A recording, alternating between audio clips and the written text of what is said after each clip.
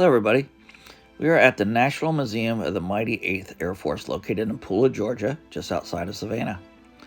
I'd seen this museum numerous times in my trips back and forth, moving from Virginia to Georgia, driving past it on the highway, where I could see static plane displays on the grounds. I knew that I would absolutely have to visit it. Now, with it just being an hour and a half north of our new home, it was easy to make a day trip. As you'll see in this video, the museum has many artifacts, artworks, static displays of planes, and some screening rooms that show films all about the 8th Air Force, in addition to Germany leading up to the war, and a wonderful section on women in the air and all the hard work that they did. I'll just narrate a bit over this video, but take it all in while I'm talking. The grounds have memorial plaques and is beautifully landscaped, and there's an amazing chapel with stained glass windows that relate to the servicemen of the 8th.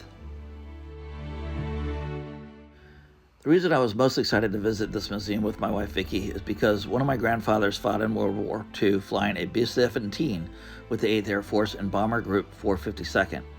His name was James Rusty Bourne, and his plane was the Hank from Dixie, previously Paper Moon, and he was the co-pilot.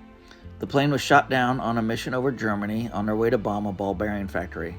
This mission was actually featured in the Masters of the Air TV series. Out of the crew of 10, 2 died, and he was among the 8 that became POWs. He was a POW before being liberated a year later. These are the records from both Germany and the US after the crash. The interesting thing is the ones in German are obviously all in German, but have the stories of the POWs and of the 2 deceased airmen after they crashed, talking about where they were buried temporarily and what had become with the rest of the crew. The American report has the interviews or interrogations of the other airplanes and crew that witnessed the downing of Hank from Dixie. Now, I actually didn't know my grandfather. While he lived until an old age, he lived in Hawaii with his second family. He had left his first wife, which was my grandmother, and mom when my mom was a young girl. He remarried a Japanese woman and had a family with them, and he died in 1999. I never met him, and I don't know why. I even lived in Hawaii at the same time as him in 1991, and I didn't know about him being there until after. I would have liked to have met him, but even not knowing him, I did feel compelled to honor him, and so I researched as much as I could about the plane, the crew, and him.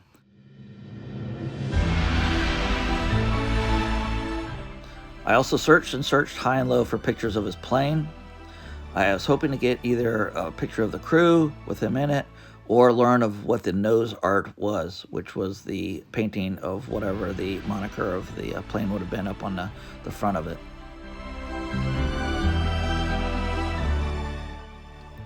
I also wanted to honor them by creating a replica A2 leather jacket, although mine was not made out of leather, but I did use the correct patches for his bomb group and division, and I created my own idea what the nose art might have looked like and put that on the back of the jacket. So the jacket shows the name Hank from Dixie in red, white, and blue colors, and 8 bombs with the 8th one black since it was the plane's 8th mission when it was downed. The 2 gold stars in Dixie are for the 2 dead crew members.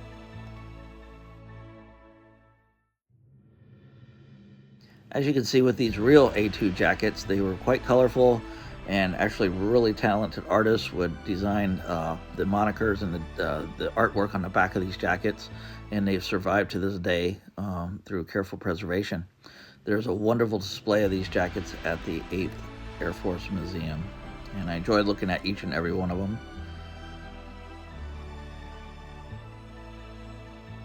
And now, having a chance to visit the museum, I got the chance to not only view everything they have, but also turn over copies of the records that you had just seen, and a few photos to fill in their database on the plane. The display you're seeing right now is of the 452nd, with one of the patches on the A2 jacket there. I was really most excited to pass along the German records so that they could be translated and kept to be more easily retrieved by anybody interested.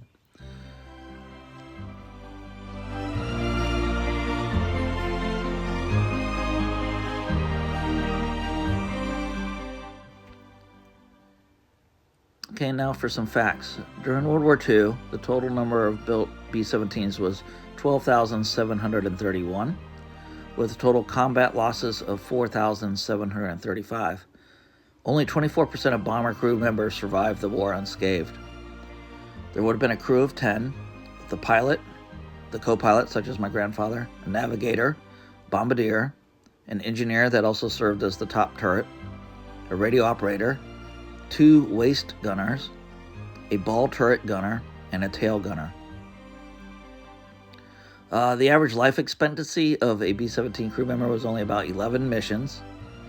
They only had a average life expectancy of 11 missions, but had to complete 25 to complete their tour of duty.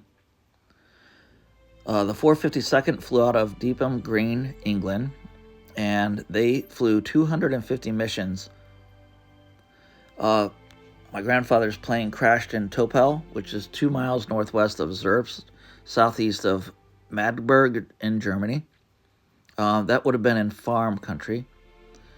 Now, I've done a lot of looking into the plane and crew, and I've found a couple of other descendants, one of which was a grandfather who had kept a diary as a POW. And I'm currently in contact with her, trying to get her to scan pictures of the diary or to donate it to the museum so it could be displayed with the 452nd.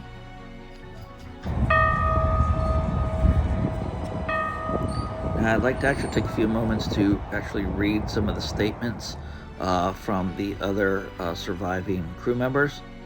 And let's see, I will start with here. This is written statement from witness Lieutenant Duncan Sanderson. In the vicinity of Hanover, Germany, on the way to target, we were attacked at approximately 1:35 in the afternoon by 11 or 12 Me-109s and 5 Me-110s. Those would be Messerschmitts aircraft. 4237954, which is Hank from Dixie, was hit by 20mm cannon fire. Number 1 engine was shot out and was smoking. The pilot channeled out to the left very abruptly and dropped in behind formation. The plane then made 2 complete 360-degree turns before losing altitude. Apparently someone in the cockpit had been hit. The plane straightened out on a reciprocal heading, losing altitude slowly. The aircraft was jumped by 5 more fighters just as he was disappearing into the haze. That was from a witness watching from outside of the plane.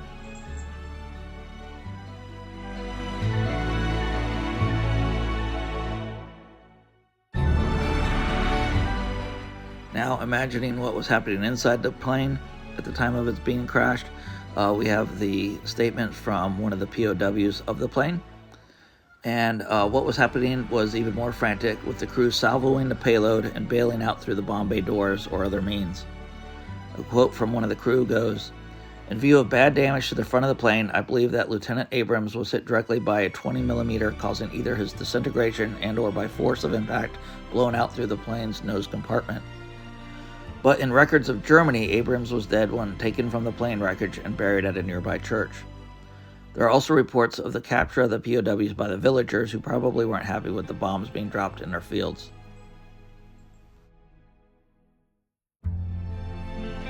All right, everybody, we just finished visiting the mighty 8th Air Force Museum in Savannah. And that was a very cool museum. That's right up there on par with the Smithsonian's up in DC area. In some ways even better. But it was great to kind of dig deeper into my family past with my grandfather that was on a B-17 that was shot down over Germany, and he became a POW but survived. Vicky got to start searching a little bit on her grandfather's history, but a lot of neat things to see, and we got talk to a lot of cool people too. So highly recommend this museum. How do I start the B-17? Away, you flying fortress. The masters on the lights all gleam. Away, we're bound away, cross the clouds victorious. The battery hums, the inverters sing. Away, you roaring fortress.